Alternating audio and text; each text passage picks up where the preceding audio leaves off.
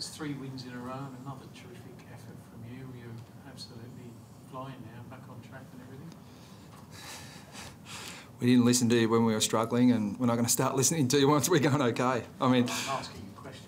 No. I mean, in terms of flying, no, we're not flying. I mean, we've still got a hell of a lot to work on. I mean, I'm really proud of the players. I thought they were fantastic today, but we're under no illusions that we've still got some things we've got to pick up on. And but it was a really satisfying win today against a team that largely has their best out there, and players who have really got a hold of us in the past, and we were able to quell their influence to a large extent and get a great win on the board. So from a confidence boosting perspective and a self-belief perspective, it was a great afternoon for us. How important, I suppose, to the structure has Hansen and Robbie Tarrant been? It sort of seems like it's giving, you don't have to go to drill all the time, and they're contesting hard and bringing the ball to ground, is that? Yeah, and that's the foundation of it. I mean, I think that I've said a couple of times they're outstanding endurance athletes, all 3 of them. Petrie is a terrific endurance athlete.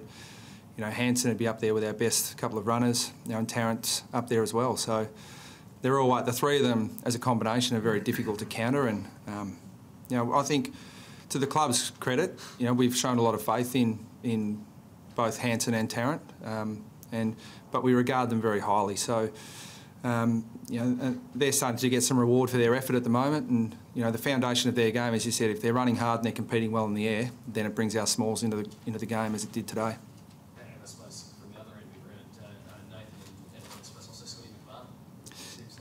Yeah, well, all of them. All 6 or 7 guys who play in defence were terrific tonight. I thought Sean Atley's job on Milne was outstanding. He's able to play as a really attacking defender for us now, but he's shown today that he can also play on probably the most dangerous small forward in the competition. But Nathan's job on Riewoldt was fantastic. I mean, Riewoldt's had his way with us in the past, so that was we didn't help him much. He played on him one-on-one and showed that he's back to some really good form. And when you're a true competitor, if you stick at it long enough, you'll get your rewards. And Nathan certainly is that. Right on Goddard was just such a great success for you. Yeah, well, we've looked up to Brendan Goddard in the past. I think he's a super player. He's got such flexibility and he's so dynamic. He can play any position on the ground, and that's really what we're grooming Sam Wright to do. So, it was twofold today to try and quell Goddard's influence, but also to teach, Sam Wright how to play that style of footy, and we hope he's going to be our equivalent into the future. But he's showing some really good signs. And to kick that goal, you go back to Brendan Goddard, as you said, some of the St Kilda boys have had their way with you, and you're standing up tall now. Yeah, well, I think that it's a competitive business we're in, and you never want anyone to stand over you. And to be honest, St Kilda have stood over us in the past. So our boys are growing up, and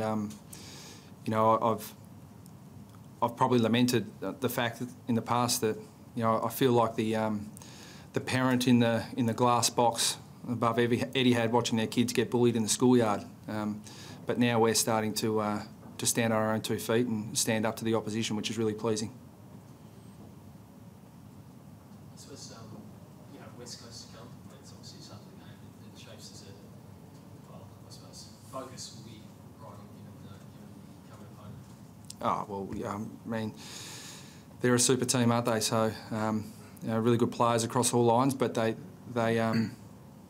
we've had good battles with them in the past. To be honest, they've been a side that I think the last 2 or 3 times we've been pretty competitive against them and haven't quite got over the line. So. We're really looking forward to going back down to Hobart, and we've had fantastic support down there. And I think the people of Hobart will be in for a great show because the quality of the West Coast players, a really good team. They'll look forward to getting out and seeing them play, but I think we'll be able to take it right up to them. I suppose from a playing perspective, how are you feeling now? Riewoldt's obviously one of the hardest matchups in the league. How'd you find that today?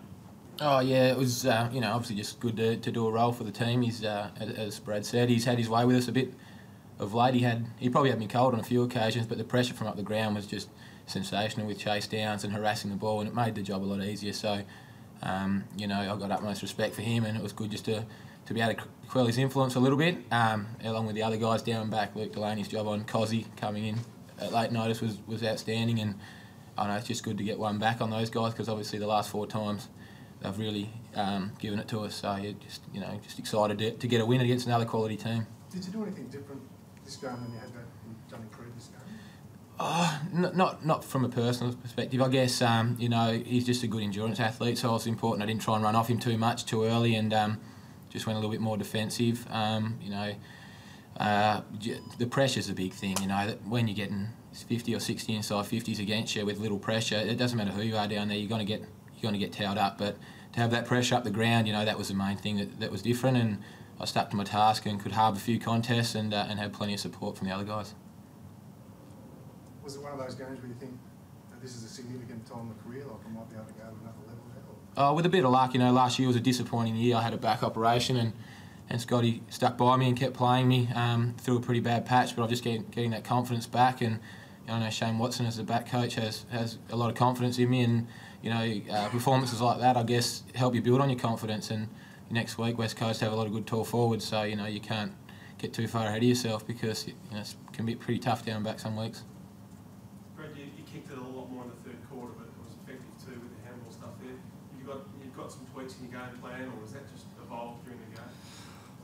I thought we overdid it a little bit in the first quarter. So, you know, I think what we're coaching and training our players to do is to read the situation, and you know, sometimes you get labelled as being a certain style of team, or we're trying to coach the situation, and sometimes we get that decision wrong. Sometimes the players get it wrong, but largely they got it right tonight. And I thought it was another example of how coachable our players are. Sometimes it's better off me saying less than more, because they take things to the nth degree, and they want to do the right thing, and sometimes they need to back their instincts a bit more. But I thought we got that balance between handball and kicking the ball to our tall forwards right in the second half.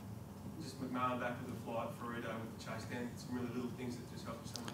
Yeah, we think they're huge things. I think, yeah, you mentioned McMahon back of the flight, Ferrito's chase down, Lee Adams' contest in the goal square on Fisher, which resulted in a goal. Jamie McMillan's chasing down Stephen Milne. I'm missing one, aren't I? I think there was another one in there that was Brent Harvey, you know, running down. I forget who it was, but just put his head down and a crucial chase down tackle. So, you know, when you're playing that desperate style of footy, you know, it enables you to do other things offensively. So, you know, that's the fundamental part of the game for us. But it worked well with Lockie Hansen in tonight. Why has he been out for so long? Oh, a couple of reasons. He had a really good pre-season, but then he had a hamstring tendon problem at the start of the year.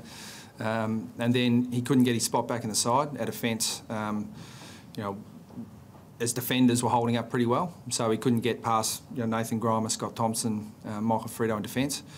Luke Delaney was there as well. So it was just purely a personnel thing. And then when he started playing some really good footy in the VFL, he got suspended in the VFL for 2 weeks, which turned into 4 because of a VFL bye, then an AFL bye. So, you know, that cooled his season a little bit, but he's back in now and in pretty good touch. So, did you do anything to sort of lift him? Did you give him a rocket, or treat him any differently than you have? Yeah, Lockie's had terrific support from everyone in the club, and you know, special mention should go to our Steve Saunders, our head of medical, and Dan Meehan, our weights coach, who have really got him in a condition now to compete well at AFL footy. He's always been a terrific endurance athlete, but hasn't been strong enough to compete with the big key forwards or defenders from the opposition. But you know, Lockie looks like a man now. He looks like he's ready to play AFL footy. So that's a credit to him and the boys who have got him stronger in the gym. It's fair to say there was some feeling out there tonight. It looked that way. Yeah, it looked that way. I mean, from the box, you obviously don't know what's being said out there, but it looked like there was a bit of niggle, and you know, but I think our boys handled themselves really well. I didn't think they got carried away. I didn't think anyone ever lost their temper, and I think the only free kicks for untoward things went to us, not against us. So that's usually a pretty good sign. Did you have to tone them down again, or is that something you just let them decide? No, how to react to a situation? No, we practice and coach that all the time. You know, that you know, you want to be able to control the situation, not react to the situation. Our guys did that pretty well. The North boys might not have lost their temper, but maybe got over it at one stage there. Did you see the incident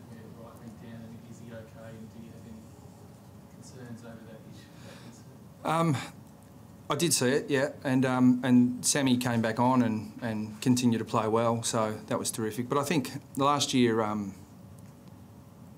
Brendan Goddard commented on the fact that Jack Siebel had cannoned into Nick Riewoldt and ended up getting suspended, and Brendan had some things to say then. Now, it's not my job to comment on opposition players. I'll just concentrate on my own.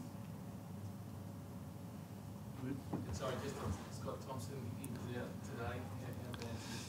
today. He's been playing with this for a couple of weeks, but he was a bit tighter yesterday than normal, so it was touch and go. Just with Riewoldt, Kaczynski, Stanley, really athletic players, we just didn't take the risk. But we hope he'll be right next week. So the ruling is you won't get fined, is that right, for bringing in a player outside the 25?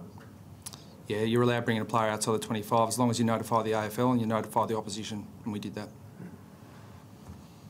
Okay. Thanks.